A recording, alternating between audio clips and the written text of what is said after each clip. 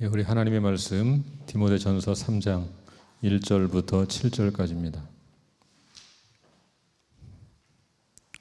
디모데전서 3장 1절부터 7절까지입니다.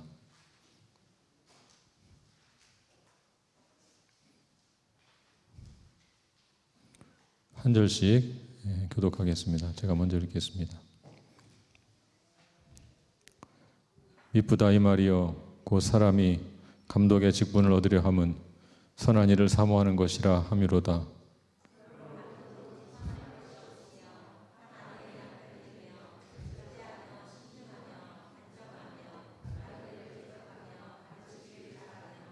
술을 즐기지 아니하며 구타하지 아니하며 오직 관용하며 다투지 아니하며 돈을 사랑하지 아니하며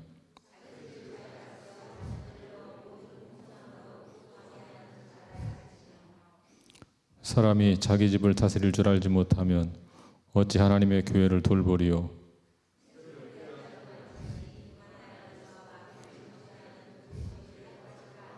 다 같이 또한 외인에게서도 선한 증거를 얻은 자라야 할지니 비방과 마귀 올무에 빠질까 염려하라. 아멘. 오늘 제목이 뭐죠? 감독의 자격. 요즘 말로 하면 목사의 자격, 그런 말인데, 설교를 준비하다가 든 생각이, 이건 내가 들어야 될 설교인데 내가 할 설교가 아니고 여러분 어쩌면 들을 필요가 없을지도 모르는데 그런 생각이 들었어요. 준비하다 보니까 여러분도 꼭 아셔야겠더라고요. 7년 뒤에 후임자를 뽑으려면 좋은 목사가 누군가를 좀 아셔야 될 것 같아서 미리 준비한다는 마음으로 들어도 좋겠다, 그런 생각이 들었습니다. 서론적으로 몇 가지 말씀을 드리고 본 내용으로 들어가겠습니다. 신약성서의 직분에 대해서 좀 살펴보겠습니다. 신약성경에 등장하는 직분의 명칭, 뭐가 떠오르세요? 교회 직분들, 장로, 또요? 집사, 또 여기 나온 거 있잖아요. 감독, 또 뭐가 있을까요? 목사라는 단어가 있죠. 또 뭐가 있을까요? 이거를 찾는 분은 대단한 분인데, 사도는 뭐 물론 직분이지만 현재 교회 직분은 아니죠. 여자라는 말이 있어요. 여자라는 단어가 있어요. 남성, 여성 할 때 여성이라는 뜻이 아니고 여성 집사 혹은 집사의 아내, 그런 뜻으로 여자라는 단어가 들어와 있어요. 직분을 가리키는 것 중에 하나예요. 자, 이런 직분들을 오늘날의 명칭으로 구분하면 크게 두 가지 종류가 있다고 볼 수 있어요. 목사하고 집사. 목사 쪽에 장로, 감독, 목사, 이런 다양한 지칭이 나오죠. 조금씩 좀 어감이 다른데 겹치는 부분도 있고 좀 그렇게 볼 수 있습니다. 그래서 좀 같은 역할을 다른 명칭으로 부른 것이 아닌가, 이렇게 추정합니다. 장로라는 말은 무슨 뜻이겠어요? 장로, 연장자, 그러면 연장자, 그런 말이죠. 좀 지도자는 좀 경험이 있어야 되니까 연장자, 그런 말이고, 감독은 뭘까요? 감독, 다스리는 사람, 그런 사람이죠. 목사는 목자, 그런 뜻입니다. 조금씩 명칭이 다르지만 비슷한 역할을 했습니다. 교회를 목양하고 말씀을 가르치고 이런 역할을 했습니다.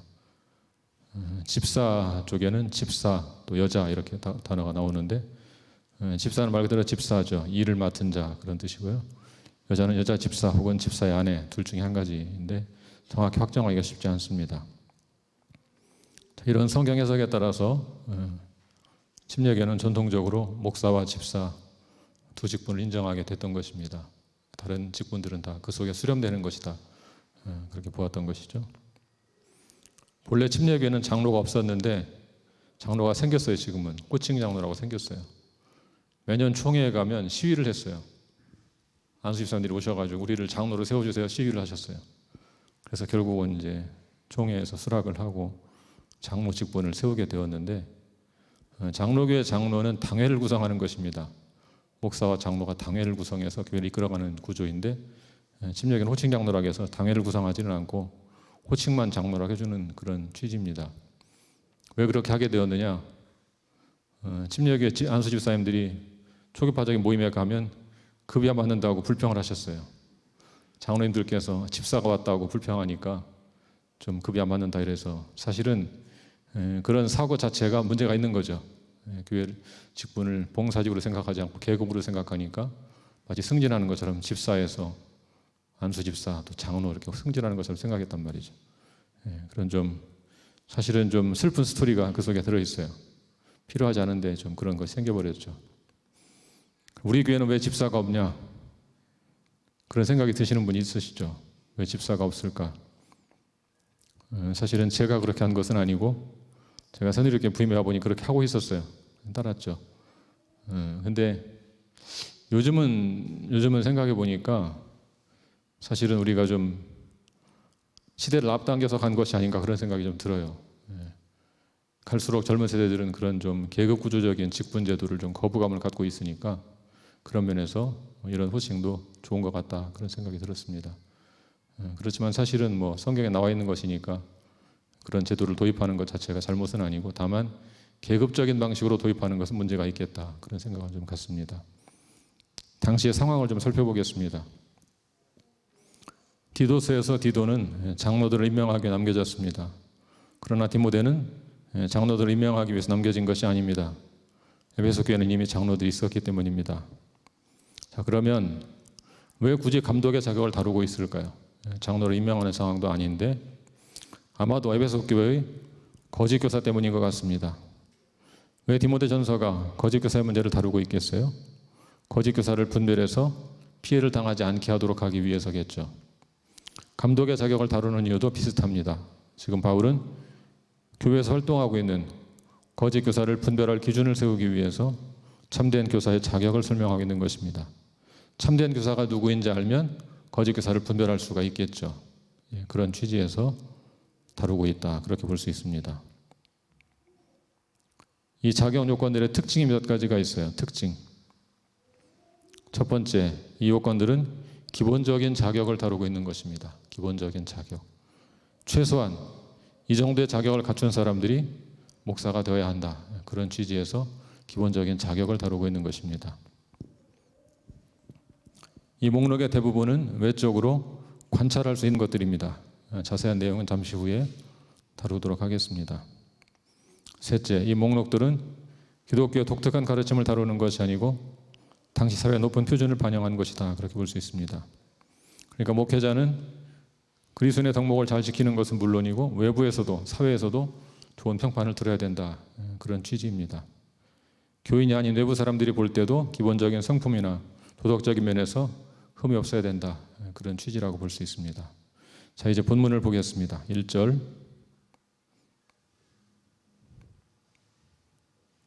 1절 말씀 시작. 미쁘다 이 말이여 곧 사람이 감독의 직분을 얻으려 함은 선한 일을 사모하는 것이라 함이로다. 미쁘다 이 말이여 무슨 말일까요? 이 말씀은 신실하다. 이 말씀은 신실하다. 그런 뜻입니다. 이 말씀이 뭘 가리키는 것일까요?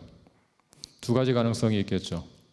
앞에 있는 구절의 내용 아니면 바로 이어서 나오는 구절의 내용 둘 중에 하나겠죠. 첫 번째 앞에 있는 2장의 마지막 부분을 가리킨다고 볼 수도 있습니다. 헬라어 성경에서는 미쁘다 이 말이여를 2장의 마지막 구절에 연결시켜 놓았습니다. 2장으로 단락을 묶은 것입니다. 물론 본래 사본들에는 마침표, 단락 구분 이런 것이 없습니다. 그러니까 하나의 해석인 것이죠. 사본상의 증거가 있는 것은 아닙니다. 해석을 그렇게 해보는 것이죠. 앞으로 연결한다면 여성들에 대한 권면의 말씀 다음에 이 말씀은 신실하다로 마무리되고 있는 것이죠. 약점이 있습니다. 2장 15절의 내용에 있죠. 2장 15절이 뭐였죠? 지난주에 공부한 건? 여자는 해산함으로 구원을 받는다.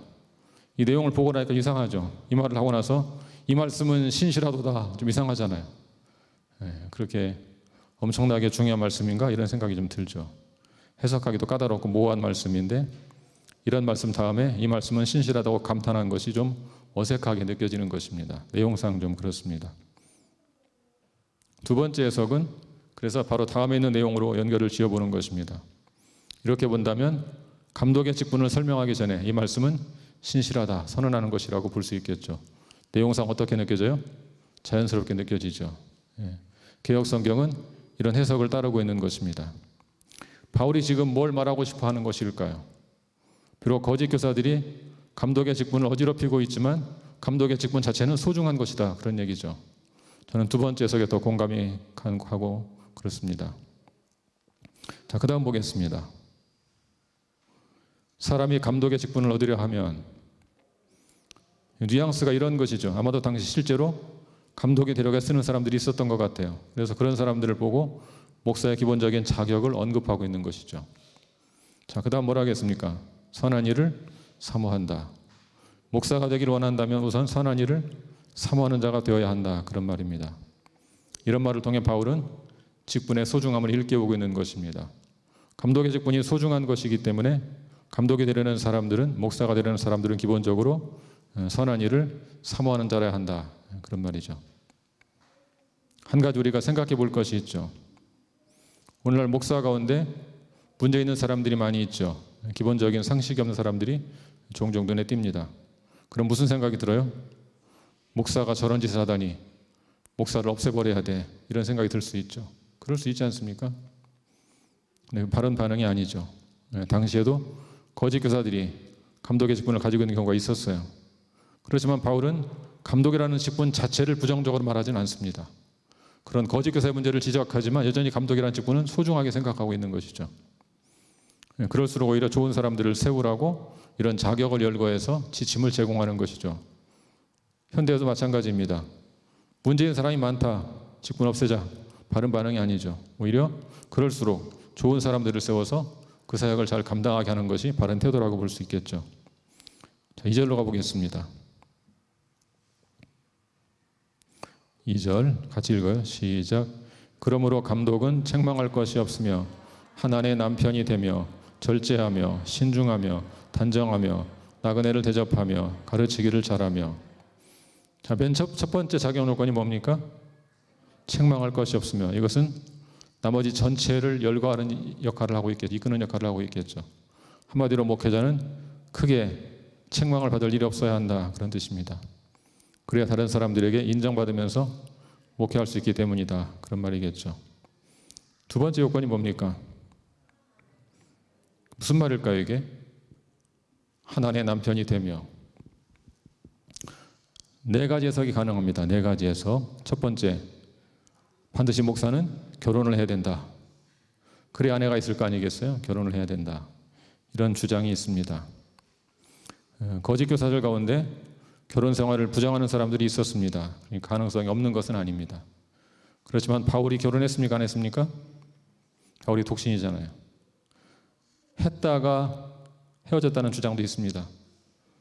일부 그런 생각도 있어요. 왜냐하면 랍비들은 그 당시부터 결혼을 했기 때문에, 또 바울이 결혼 생활에 잘 알고 있는 것을 볼 때 회심하고 예수님께 헌신하면서 부인이 떠난 것이 아닌가, 그런 주장도 일부 있습니다. 확인할 길은 없지만 그냥 그런 추측이 있습니다. 어쨌든 바울은 독신으로 사역했죠. 합당하지 않은 해석이라고 볼 수 있겠죠. 성경적으로도 목사가 되는데 결혼이 필수적인 요건은 아닙니다. 두 번째, 한 명의 아내만 있어야 된다. 이런 해석이 있습니다. 일부 다처제를 반대한다. 신약 성경은 일부 다처제를 지지하지 않습니다. 가능성이 있죠. 세 번째에서 목사는 재혼해서는 안 된다. 이런 해석도 있습니다. 물론 사별 후에 재혼하는 것을 말하는 것이 아니고 이혼하고 재혼하는 것을 금지하는 것이라고 볼 수 있습니다. 지금 모르겠는데 저희가 신학교 들어갈 때는 신학교도 그런 규정이 있었어요. 이혼한 경우 어떤 조치를 취하느냐, 귀책 사유를 보는 것입니다. 사유가 누구한테 있는 것인가, 본인에게 있다 그러면 허용이 안 됐었습니다. 엄격하게 이런 적용을 했던 것이죠. 지금은 잘 모르겠습니다. 그런 게 있는지 잘 모르겠는데요. 네 번째, 목사는 결혼 생활을 모범적으로 해야 한다. 뭐가 가능하겠어요? 사지선다형, 우리가 잘하는 거잖아요. 사지선다형. 뭐가 오를까요? 4번인 것 같겠죠? 2번, 3번도 가능하지만 4번이 가장 적절한 해석이겠죠. 목사는 결혼 생활을 모범적으로 해야 한다. 그래야 성도들이 본을 받을 수 있다. 그런 얘기죠. 자, 그 다음 요건 뭡니까? 절제하며. 모든 종류의 과도한 것에 빠지지 않는 것. 절제죠. 뭐가 있을까요? 과도한 게 뭐가 있을까요? 과식, 과음, 과한 오락, 과한 운동, 과소비, 과자가 들어가는 것은 대체로 좋은 게 아니죠. 주님을 사랑하고 말씀을 사랑하는 것은 지나쳐도 관계가 없지만 그 외 대부분은 과한 것은 좋지 않습니다. 목사는 절제하는 법을 배워야 된다, 그런 얘기죠. 그 다음 요건 뭐죠? 두 개를 묶어서 보세요. 뭐겠습니까? 신중하며 단정하며, 둘은 한 쌍으로 보는 것이 맞습니다. 당시 사회에서 중요하게 여긴 덕목들입니다. 신중이란 뭐냐면 외적인 자기 통제를 가리킵니다. 외적인 자기 통제. 단정은 내적인 품위, 예의 이런 것을 가리킵니다. 그러니까 목회자는 내적으로 품위를 지키고 외적으로 자기 통제를 잘 해야 된다. 내적인 품위와 외적인 자기 통제가 균형을 이루어야 된다, 그런 얘기죠.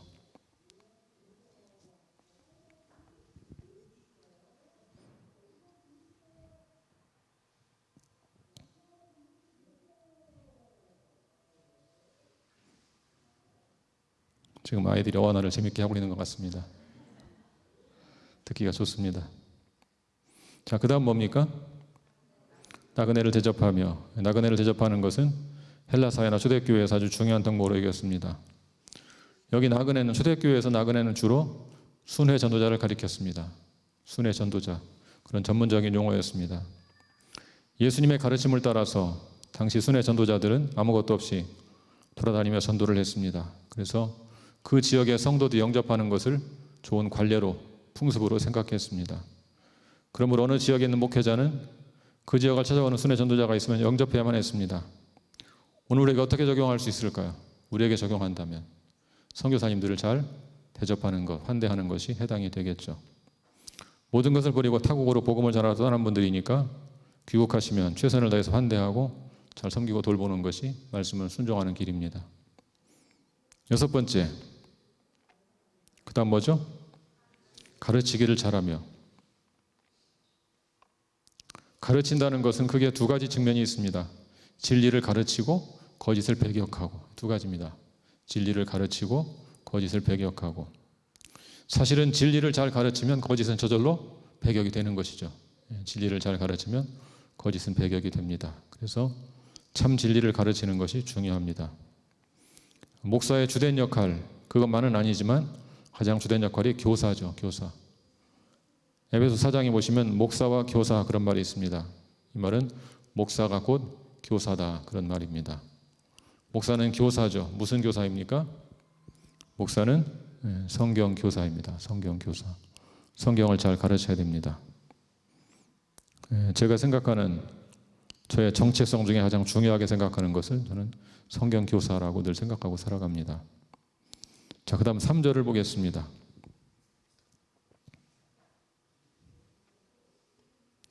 3절 시작. 술을 즐기지 아니하며 구타하지 아니하며 오직 관용하며 다투지 아니하며 돈을 사랑하지 아니하며. 자, 그 다음 자격 요건 뭡니까? 술을 즐기지 아니하며. 이렇게 해석하는 사람들이 있죠. 즐기지 않고 마시면 되지 않을까?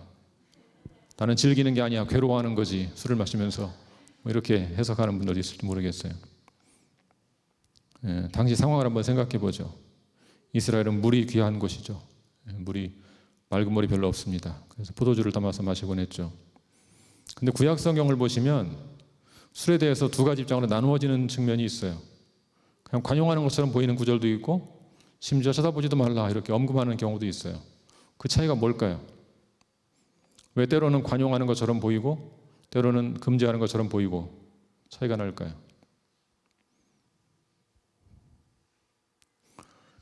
대체로 술을 강력하게 금하는 말씀은 독주를 가리키는 것입니다. 독주.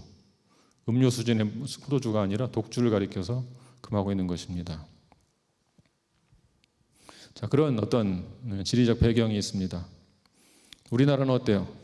우리는 술은 술이고 물은 물이로다. 그렇지 않습니까? 이런 분이 있습니까? 갈증나네? 소주 한 병 마셔야지. 이런 분이 있습니까? 없죠, 보통. 우리는 술은 술이고 물은 물이죠. 한국적인 상황에서는 술을 금하는 것이 옳다고 생각합니다. 목사가 술을 마시면 분명히 덕이 안 되죠. 한국 사회는 안 그래도 술 문제가 보통 문제가 아니죠. 술과 관련된 범죄가 얼마나 많은지 모릅니다. 술 먹고 폭력을 행사하고 운전하다가 사고 내고 또 술 먹고 성추행하고 이런 일이 다반사로 벌어지고 있죠. 그래서 그런 상황을 생각한다면 목사가 먼저 술을 금하고 바르게 가르치는 것이 옳겠다. 그렇게 저는 해석하고 있습니다. 자, 그 다음 세 개를 묶어서 보죠. 뭡니까? 구타하지 아니하며, 관용하며, 다투지 아니하며. 비슷한 내용이죠. 당시 거짓 교사들의 반대가 되는 개념이라고 볼 수 있습니다. 그들은 주로 투쟁적인 사람들이었습니다. 늘 다투기를 좋아했습니다. 그러나 목사는 평화의 사람이어야 합니다. 구타하지 말아야 한다. 이건 기본 중에 기본이죠. 가정폭력을 저지르고 늘 부인을 구타한다. 목사가 되어서는 안 되는 것입니다.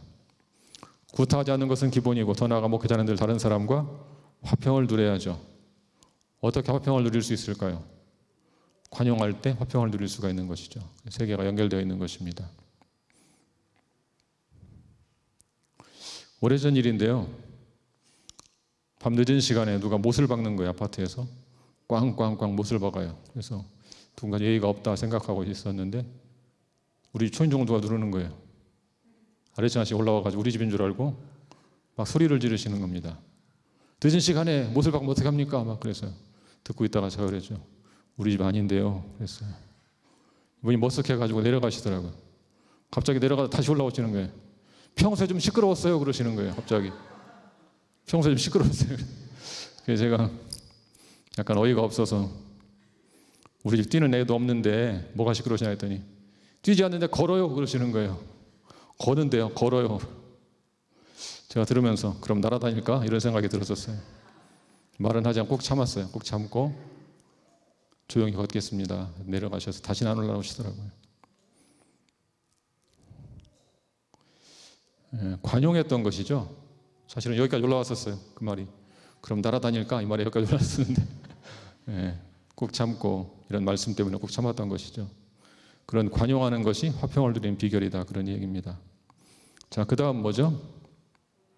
돈을 사랑하지 아니하며. 돈을 사랑한다는 것은 재물에 대한 탐욕을 의미하는 것이죠.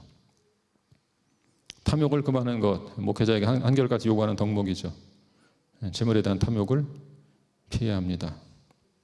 사실 목사만 그런 것은 아니죠. 지도자라면 누구나 재물에 대한 탐욕을 피해야 합니다. 재물에 대한 탐욕이 그 사람이 평생에 쌓아온 공적을 한 번에 다 허물어버리지 않습니까? 그러므로 재물에 대한 탐욕과 평생 싸우며 살아야 합니다. 제가 보기에 한국의 목회자들 중에 많은 사람들이 이 문제에 심각하게 걸려 있습니다.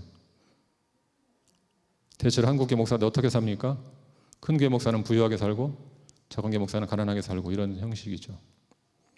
교회가 커지면 부유하게 살려고 생각합니다.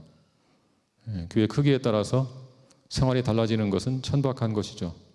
커질수록 사람비가 많아진다. 그건 기업체입니다.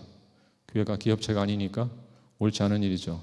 교회가 커져도 목회자는 합리적인 수준으로 결정해서 그런 검소한 삶을 유지하는 것이 마땅하겠죠. 그 이상은 탐욕이다. 그렇게 볼 수 있습니다. 4, 5절을 보겠습니다. 4절, 5절 같이 읽겠습니다. 시작. 자기 집을 잘 다스려 자녀들로 모든 공손함으로 복종하게 하는 자라야 할지며 사람이 자기 집을 다스릴 줄 알지 못하면 어찌 하나님의 교회를 돌보리요. 한마디로 집을 잘 다스리라. 그런 말입니다. 다스린다는 말에는 두 가지 개념이 들어있습니다. 한 가지는 훈육, 한 가지는 돌봄. 훈육과 돌봄 두 가지가 있습니다.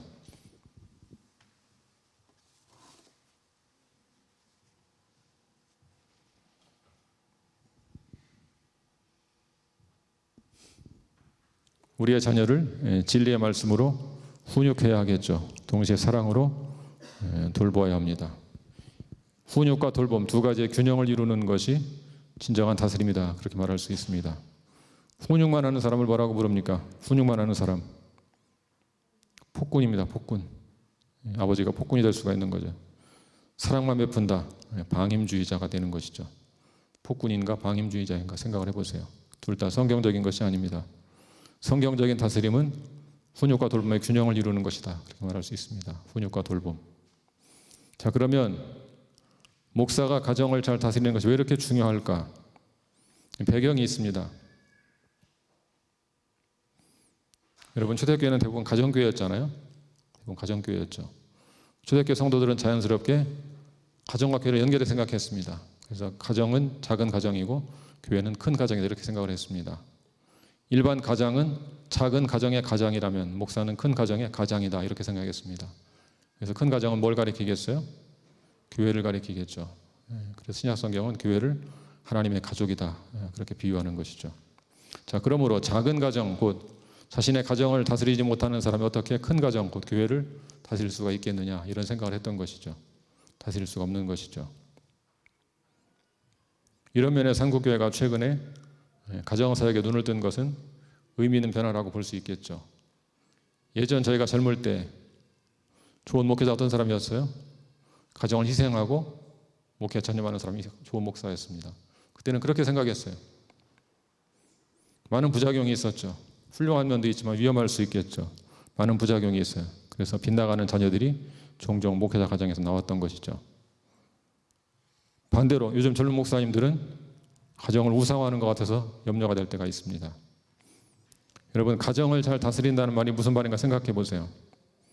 화목하게 잘 지내자 그런 것만이 아닙니다. 가정을 잘 다스린다는 것은 온 가족을 하나님의 말씀으로 가르친다는 뜻입니다. 말씀으로 양육한다 그런 말이죠. 단순히 가정 중심으로 살라 그 말이 아니고 가정을 누구 중심으로? 하나님 중심으로 세워가라 그런 뜻입니다. 자, 그런 사람이 큰 가정인 교회를 하나님 중심으로 세울 수가 있는 것이다. 그런 취지에서 나온 말입니다. 6절을 보겠습니다. 6절 말씀 시작. 새로 입교한 자도 말지니 교만하여져서 마귀를 정죄하는 그 정죄에 빠질까 하며. 새 번역을 한번 읽어보죠. 새 번역. 시작. 또 새로 입교한 사람도 안 됩니다. 그리하면 그가 교만해져서 마귀가 받을 심판에 떨어질 위험이 있습니다. 새로 입교한 사람, 원어에서 이 말은 새롭게 심겨진 식물 그런 뜻입니다. 새롭게 심겨진 식물. 식물 있잖아요. 지금 새롭게 막 심겨진 식물을 가리키는 말입니다. 그 말에서 유래가 되어서 교회 공동체에 새롭게 들어온 사람을 가리키는 말로 쓰이게 되었습니다. 아무리 은사가 뛰어나도 새 신자는 목사로 세우는 것이 아니다. 그런 이야기입니다. 은사와 재능만을 가지고 목사가 되었을 때 교만해지면 한순간에 마귀의 밥이 될 수가 있다. 그런 얘기죠. 연예인 출신 목사 가운데 그런 사례들이 많이 벌어지죠. 성급하게 목사를 안수했다가 많은 문제를 일으키고 무너지는 것을 보게 됩니다. 자, 그래서 목사는 영적인 성숙의 과정이 필요하다는 것입니다. 어느 정도의 긴 세월 동안 교회에서 자라가고 성숙한 과정이 필요한 것입니다. 그 다음에 공동체 인정을 받아서 목사가 되는 과정을 밟는 것이 바람직하다. 그런 취지죠. 마지막 7절을 보겠습니다. 7절 시작. 또한 외인에게서도 선한 증거를 얻은 자라야 할지니 비방과 마귀 올무에 빠질까 염려하라. 외인에게서 선한 증거를 얻은 자, 도덕적인 측면을 가리키는 말이죠. 도덕적인 측면. 목사는 일반 사회에서도 도덕적으로 선하다 그런 증거를 얻어야 한다 그런 뜻입니다. 목사는 교회 지도자인데 왜 사회에서 인정을 받아야 할까 생각해 볼 필요가 있죠. 교회 지도자인데 왜 사회에서 인정받는 게 중요한 문제일까 생각해 보시죠. 이유가 뭐라고 했어요? 비방과 마귀 올무에 빠질까 염려한다 그랬죠. 목회자가 사회에서 지탄을 받는 생각해 보세요. 늘 지탄을 받고 비난을 듣고 있어요. 어떻게 되겠습니까? 많은 사람들이 목사를 비방하게 될 것이고 마귀의 덫에 걸릴 수밖에 없는 것이죠. 마귀는 뭘 좋아합니까? 약점을 공격하기를 좋아합니다. 약점. 그럼 비방을 통해서 교회가 시험에 들 수 있죠. 그러므로 목사는 외부 사회에서도 도덕적으로 그름결이 없어야 된다. 그렇지 않으면 전도에 지장을 준다. 그런 얘기죠. 요즘 우리가 심각하게 겪고 있는 문제가 아니겠습니까? 한국 사회에서 논의하는 중요한 주제가 있습니다. 신앙의 공공성 혹은 공적 신앙 논의하고 있습니다. 신앙의 공공성 혹은 공적 신앙, 공적 신학도 있습니다. 공적 신앙, 공적 신학. 우리의 신앙이 교회 내에서만이 아니라 외부 사회에서 인정을 받아야 된다. 그런 얘기입니다. 굉장히 어렵게 느껴지는 전문 용어인데 사실은 말씀이 다루고 있는 것이죠. 여기 나와 있는 것이죠. 외인에게서도 선한 증거를 얻은 자라야 한다. 이런 얘기입니다. 이것이 공적 신앙이고 신앙의 공공성이라고 볼 수 있죠. 결론을 맺겠습니다. 여러분, 이 말씀은 훌륭한 목사의 기준이 아닙니다. 그냥 기본적인 목사의 자격입니다. 훌륭한 목사의 기준이라면 부족한 것이 많습니다. 기도를 많이 해야 하고 성경을 많이 읽고 묵상해야 되고 이런 것이 들어있어야 되죠. 잘 보시면 영적인 내용이라기보다는 대부분 도덕적인 내용들이죠. 가르치기를 잘해야 된다. 하나 정도만 전문성에 해당되는, 나머지는 다 도덕적인 내용들입니다. 뭘 강조하라는 것입니까? 목사의 기본적인 자격을 말하고 있는 것입니다. 기본적인 자격. 이런 내용을 지키면 훌륭한 목사다. 그런 뜻이 아닙니다. 이 정도는 지키는 사람이, 최소한 이 정도는 지키는 사람이 목사가 되어야 한다. 기본적으로 이 정도는 지켜야 된다. 그런 말입니다. 그런데 정말 큰 문제가 있죠. 오늘 우리에게는 이 자격들이 기본으로 보이지 않고 굉장히 훌륭하게 보인다는 것입니다. 어느 분이 그런 말씀을 해서 이 말씀 보다가 이런 목사님 어디 있을까요? 그래서 이런 목사님 어디 있을까요? 굉장히 이상한 말이죠. 생각하면 기본이 아닙니까? 하나님의 남편이 된다. 기본이잖아요. 자녀를 잘 다스린다. 기본이잖아요.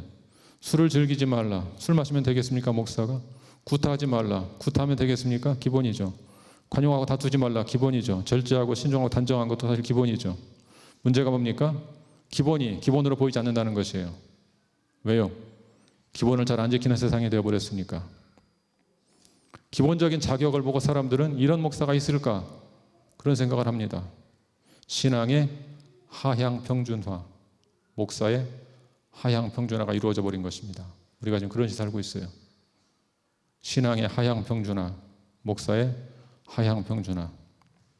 기본을 지키면 훌륭한 사람으로 존경을 받습니다. 기본을 지키면. 그냥 기본을 지킨 것뿐인데 오늘 우리에게 정말 필요한 것이 기본이죠. 기본. 훌륭한 것은 그 다음 문제예요. 그렇죠? 훌륭한 사람 되는 것은 다음 문제고 기본을 지키는 것이 중요합니다. 문제는 한국의 목사들이 기본이 안 되어 있다는 것이죠. 목사만의 문제가 아니겠죠. 우리 한국교회는 전반적으로 기본이 잘 안 되어 있어요. 기본. 옛날 선배들은 그렇지 않았죠. 그들은 당연히 돈을 사랑하지 않았어요. 사랑할 돈도 없었어요. 사랑할 돈도 없었죠. 지금은 어떻습니까? 우리 선배들의 노력으로 우리는 지금 경제 성장을 이루었고 열매를 따먹고 있죠. 너나 할 것 없이 우리 세대는 지금 돈을 사랑하는 것에 빠져버렸던 것입니다. 그래서 지금은 더욱 이런 기본기를 지키는 것이 절실히 요청되는 시대입니다. 뛰어나지 못해서가 아니라 기본기가 안 되어 있기 때문에 한국교회가 세상의 지탄을 받고 있는 것입니다. 저와 여러분이 피차에 이런 기본기를 잘 닦아서 세상 사람들에게 최소한의 존경을 받고 하나님께 영광 돌릴 수 있기를 간절히 주의 이름으로 축원합니다. 같이 기도하겠습니다.